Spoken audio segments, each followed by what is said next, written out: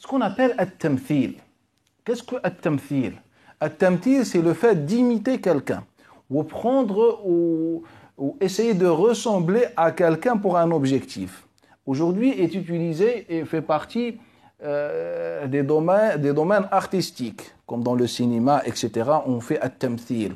Alors qu'at-tamthil, dans l'époque de Nabi sallallahu alayhi wa sallam, était utilisé dans différents domaines. Et il était ancien. Donc pour connaître ce sujet-là, il faut qu'on revienne à l'époque de Mecca. À l'époque de Mecca, à plusieurs reprises, on a vu que l'islam, que le Coran al-Karim, que le Nabi sallallahu alayhi wa sallam ont utilisé at-tamthil comme un élément d'éducation. Un élément d'éducation. At-tamthil, c'est le fait de faire un rôle ou d'imiter quelqu'un, etc. Et donc, prenez l'exemple de Surat al-An'am, qui est considérée comme l'une des premières sourates qu'Allah Ta'ala a fait descendre après le début de la da'wa de Nabi sallallahu alayhi wa sallam. Lorsque Allah Ta'ala demande à son messager de sortir, de transmettre, d'annoncer au monde, à l'univers, sa prophétie et son message, et bien cette sourate est venue juste après, au début. Parmi les discours qu'Allah Ta'ala a utilisés dans cette sourate, parmi les messages, c'est le message de Ibrahim alayhi salatu wassalam dans le même sens. Si vous prenez les versets, la partie de cette sourate dans les versets 70, etc., 70, vous allez comprendre un exemple sur at-tamthil qui se faisait dans l'époque de Nabi sallallahu alayhi wa sallam. On parle de l'histoire de Ibrahim alayhi salatu wassalam, id qala li abihi wa qawmihi. Lorsqu'Ibrahim alayhi salatu wassalam vient vers son père, donc l'histoire de la Surah nous parle de discours de Ibrahim alayhi salatu wassalam à son père et son peuple. Il leur dit que vous êtes dans un égarement manifeste. Et puis Allah Ta'ala a pris Dieu que nous avons donné le royaume à Ibrahim alayhi salatu wassalam, malakut as-samawati wal ard wa liyakuna min al-muqinin, afin qu'il soit parmi ceux qui ont la certitude. Suivez avec moi ces versets, ils sont importants. Et donc au début, Ibrahim alayhi salatu wassalam, dans cette surah, il va appeler son père et son peuple à la ilaha illallah. Il va leur dire que vous êtes dans un égarement. Et puis, deuxième verset suivant, Allah Ta'ala, il nous dit que nous avons donné à Ibrahim, ou bien nous avons inspiré à Ibrahim le royaume samawat des cieux et des terres, et de la terre, afin qu'il soit parmi ceux qui ont la certitude dans ce sens-là. Et après, Ibrahim alayhi salam va faire un rôle. Donc, quand on prend le récit, Ibrahim était musulman. Ibrahim était déjà prophète. Ibrahim a déjà appelé son père et le peuple. Ibrahim avait déjà une révélation qui est décrite dans le deuxième verset par le malakut, le royaume. Il y avait une connaissance du monde invisible. Et donc dans cet état-là, Allah Ta'ala demande à Ibrahim alayhi salatu wassalam d'aller vers le peuple et de leur faire une démonstration. Tamthil, c'est-à-dire de faire un rôle éducatif pour transmettre un message. Pendant la nuit, il a vu une étoile. Il leur a dit, regardez, voilà notre Seigneur. Et lorsque cette étoile a disparu,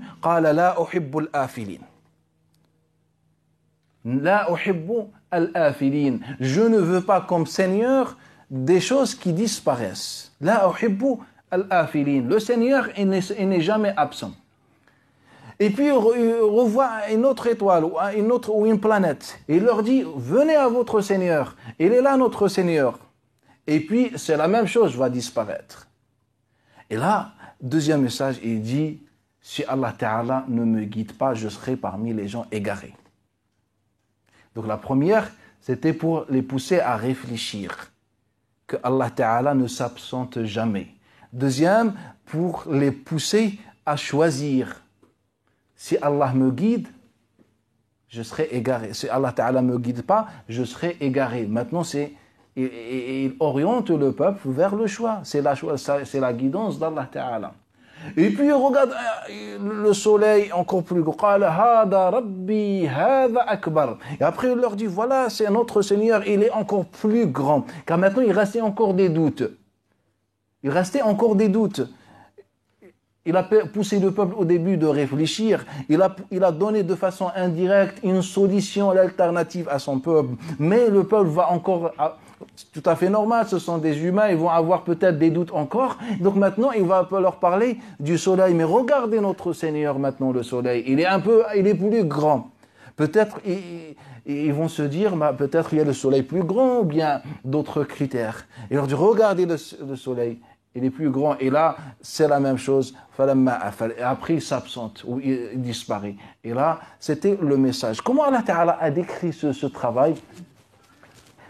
Dans les versets suivants, Allah Ta'ala décrit cela comme la hujja que nous avons donnée à Ibrahim alayhi salatu wassalam.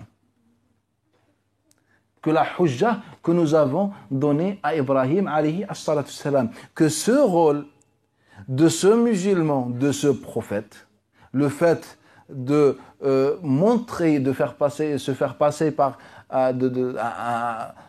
quelqu'un qui est dans le shirk pour transmettre un message. Allah Ta'ala a appelé cela dans le Coran al-Karim. C'est une preuve que nous avons donnée à Ibrahim alayhi as-salat. C'est notre preuve que nous avons donnée à Ibrahim alayhi as-salat wassalam. Dans cet exemple, Ibrahim alayhi as-salat wassalam était le messager d'Allah Ta'ala, mais qu'est-ce qu'il a fait?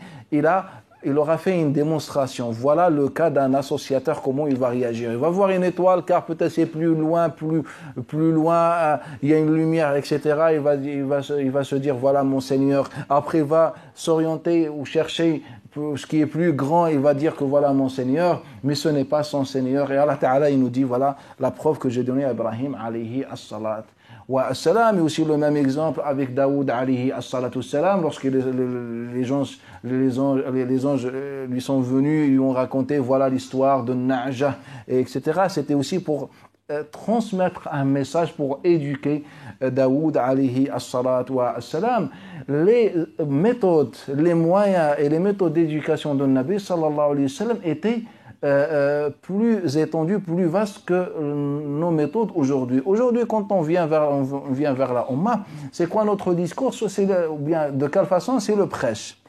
On a le discours du vendredi, on prêche celui qui ne vient pas, tant pis, ou bien on a des conférences organisées de temps en temps. Alors que dans l'époque de Nabi sallallahu alayhi wa sallam, on avait plusieurs façons. Car rappelez-vous, lorsque le Nabi sallallahu alayhi wa sallam parle de Ibrahim alayhi sallam, lorsque le Nabi sallallahu alayhi wa sallam récite ces versets, par exemple dans Surat Al-An'am, on était encore au début, de quelle façon le Nabi sallallahu alayhi wa sallam va réciter? Est-ce que le Nabi sallallahu alayhi wa sallam va dire فَلَمَّا جَنَّ عَلَيْهِ اللَّيْلُ رَأَى كَوْكَبًا قَالَ هَذَا رَبِّي, il commence à réciter et puis les gens, les compagnons écrivent. Ou bien il récite avec méditation, pour laisser les chants, etc. Je vous donne un exemple. Muawiyah ibn Qurra nous rapporte d'après Abdullah ibn Mughaffal que le jour de l'Fath, le hadith se trouve dans le Bukhari, il est rapporté aussi par l'Ismaïli في المستخرج. Il nous dit Abdullah ibn Mughaffal que le jour de l'ouverture de Makkah, قرأ النبي صلى الله عليه وسلم سورة الفتح على المسلمين. النبي صلى الله عليه وسلم a récité سورة الفتح.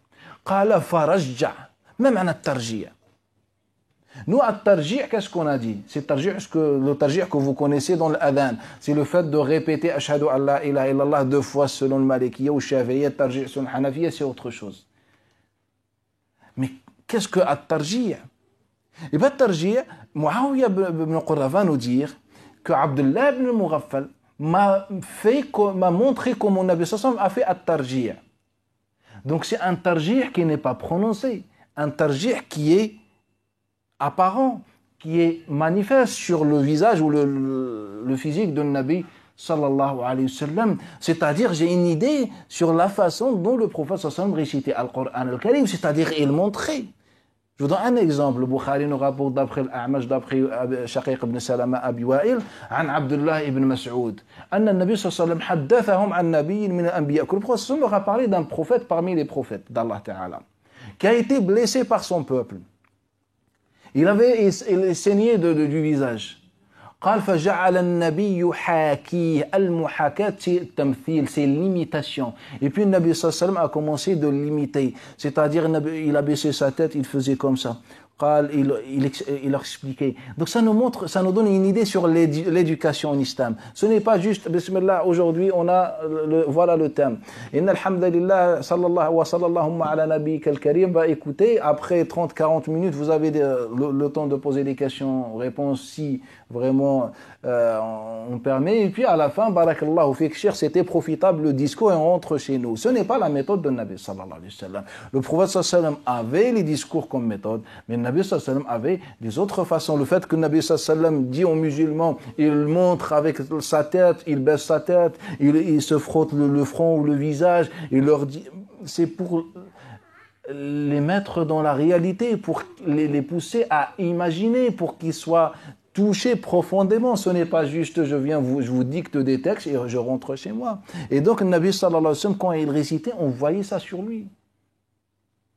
Et donc, lorsque le Nabi sallallahu alayhi wa sallam nous récite les versets dans Surat Al-An'am, il n'est pas en train de regarder le sol ou de fixer les compagnons. Peut-être il est regardé le ciel, car on a de nombreuses traces qui nous expliquent que le Nabi sallallahu alayhi wa sallam ne récitait jamais un verset dans lequel est mentionné le châtiment sans que ça se voit sur lui, ou un verset dans lequel Allah Ta'ala nous donne une espérance ou une promesse du paradis sans que cela ne se voit sur sa tête. Donc on a des traces, des récits notoires que le Nabi sallallahu alayhi wa sallam réagissait.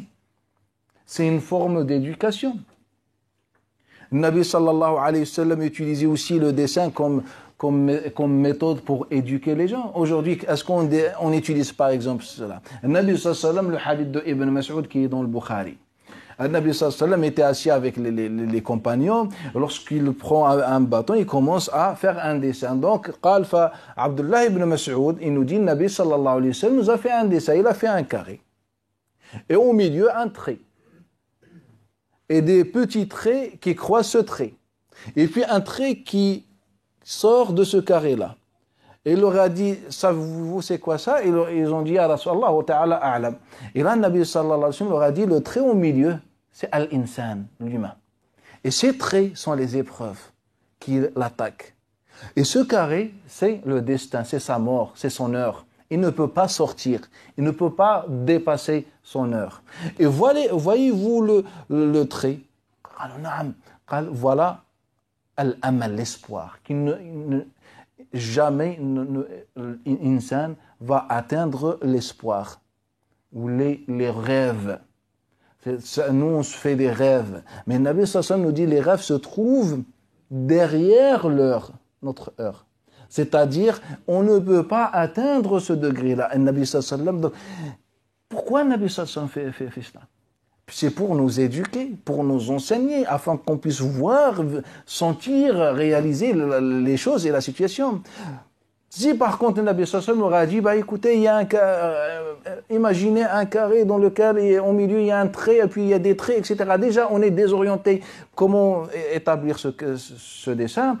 Après, si on est désorienté, donc on ne va pas comprendre le sens du hadith de Nabi sallallahu alayhi wa sallam, de sa parole. Et donc, Nabi sallallahu alayhi wa sallam utilisait, un jour, Abdullah ibn Mas'ud nous dit, Nabi sallallahu alayhi wa sallam était avec les musulmans, il venait de recevoir un verset. وَأَنَّ هَذَا صِرَاطِ مُسْتَقِيمًا فَاتَّبِعُوهُ وَلَا تَتَّبِعُوا السُّبُلَ. Lorsque Allah Ta'ala, Nabi sallallahu alayhi wa sallam a reçu ce verset-là, et donc il va faire la démonstration de ce verset-là, comme on disait, et donc avec un bâton, il a fait un trait au milieu, il a dit, voilà la vie, et puis des traits comme ça, il leur a dit, voilà les tentations. Maintenant, ce n'est pas les épreuves, ce sont les tentations. Il leur a dit, voilà, voilà la voie d'Allah Ta'ala, et voilà les égarements, les tentations, etc., les désirs. Et donc, c'était une méthode chez le Nabi sallallahu alayhi wa sallam. Aujourd'hui, on a transformé le discours islamique en discours stérile, dans lequel le cheikh parle et les gens écoutent. Et puis on rentre chez nous. Un Nabi sallallahu alayhi wa sallam avait plusieurs façons de transmettre l'idée. Soit par des imitations, ce qu'on appelle at-tamthil, soit par le dessin, soit par autre chose. Donc on n'avait pas qu'un discours. C'est pour ça aujourd'hui, il est nécessaire de réformer le discours aujourd'hui. Moi, j'appelle même dans les mosquées de faire, je ne sais pas, des pièces de théâtre ou je ne sais pas, afin de transmettre, même pour les enfants. Si je dis que Allah Ta'ala l'a fait dans le Coran al-Karim, pourquoi Allah Ta'ala envoie 2 anges à Daoud alayhi salam? Allah Ta'ala aurait pu dire à son messager Daoud, voilà Daoud, voilà ce que tu dois faire et point final. Pourquoi Allah Ta'ala envoie 2 anges qui se font passer par des gens qui sont en désaccord, en conflit? Ah, Abu Daoud, qu'est-ce que t'en penses? Moi j'ai des na'ja, lui il a un na'ja, qu'est-ce que t'en penses? Pourquoi Allah Ta'ala demande à Ibrahim alayhi salam de se prendre la tête, de réunir le peuple, etc. Et de dire, regardez notre Seigneur. Ah bah, directement, Allah Ta'ala, il dit à son messager, bah, tu leur dis que vous êtes mouchrik si vous ne me suivez pas, et ça s'arrête là. Pourquoi le Nabi sallallahu alayhi wa sallam fait comme ça? Pourquoi chaque Nabi se voit sur sa tête, sur son visage, tout ça? Et donc, il est important aujourd'hui de penser à ce point-là et de faire la sunna de Nabi sallallahu alayhi wa sallam. Pourquoi Allah Ta'ala envoie Jibril alayhi salatu wa sallam à l'image d'un homme? Pour quelle raison? Parce que le Nabi était incapable de prononcer le même discours. Ayyuhal muslimoun, ô musulmans, sachez que l'islam, 2 points. L'iman, 2 points. Et l'ihsan, 2 points. Et voilà les signes de la fin des temps et chacun rentre chez lui. Le prophète l'avait déjà fait, quand c'était nécessaire, quand il y avait une sagesse. Mais là, il y a un autre discours. Maintenant, on a une autre méthode. Donc aujourd'hui, je pense qu'il est nécessaire. Aujourd'hui, normalement, si on veut transmettre l'idée, il faut qu'on utilise tous les moyens que le Coran nous a enseignés. Ce n'est pas aujourd'hui qu'on vient découvrir que chez les Occidentaux, il y a ce genre de tamthil, d'imitation éducative, etc. Non, ça existe depuis le premier jour de la prophétie, et ça, on va le voir vraiment en détail dans notre programme sur le sira de Nabi sallallahu alayhi wa sallam. Il y avait cette méthode. Pourquoi on ne fait pas la sunna de Nabi sallallahu alayhi wa sallam? Aujourd'hui, vient un cheikh, on dirait un pape. Et il nous dit des paroles, et puis chacun rentre chez lui. Le Nabi sallallahu alayhi wa sallam était proche des gens. Il s'assoyait avec les gens, il prend quelque chose, il fait un dessin, ou bien il y a Jibril, Allah Ta'ala, là, on voit Jibril alayhi salam pour transmettre. À la fin, il nous a dit quoi, Nabi sallallahu alayhi wa sallam? Jibril. C'était Jibril qui est venu vous enseigner votre dîn. Et donc là, cette imitation était